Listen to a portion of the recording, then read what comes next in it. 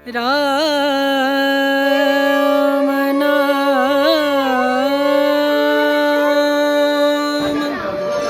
भजले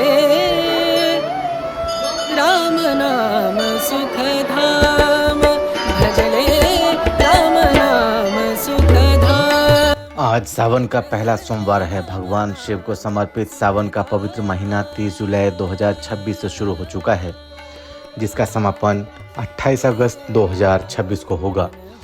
हिंदू पंचांग के अनुसार आज का दिन शुभ है, क्योंकि आज सावन के महीने का पहला सोमवार है।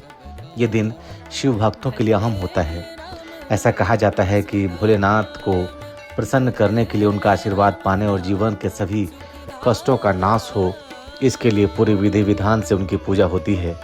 इसी के साथ इस दिन व्रत को रखने का भी विधान है। हिंदू धर्म में सावन के सोमवार व्रत को विशेष महत्व दिया जाता है। तो चलिए जानते हैं कि सावन के सोमवार व्रत में क्या खाना चाहिए और क्या नहीं खाना चाहिए। इसके अलावा व्रत के नियमों के बारे में भी जानते हैं।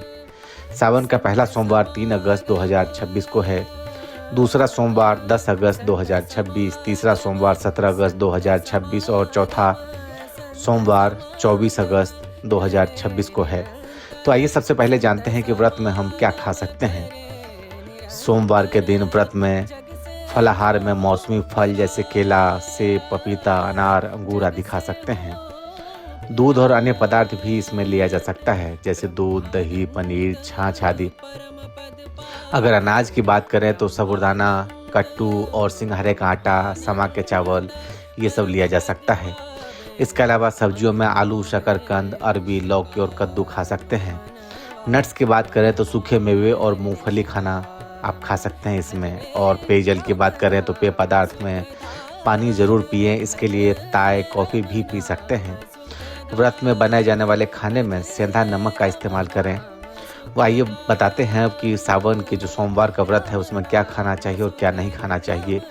इस व्रत के दौरान जो चीज़ें नहीं खानी चाहिए वो है गेहूँ, चावल, दाल, बेसन, मैदा जैसे अनाज से नहीं खाने चाहिए।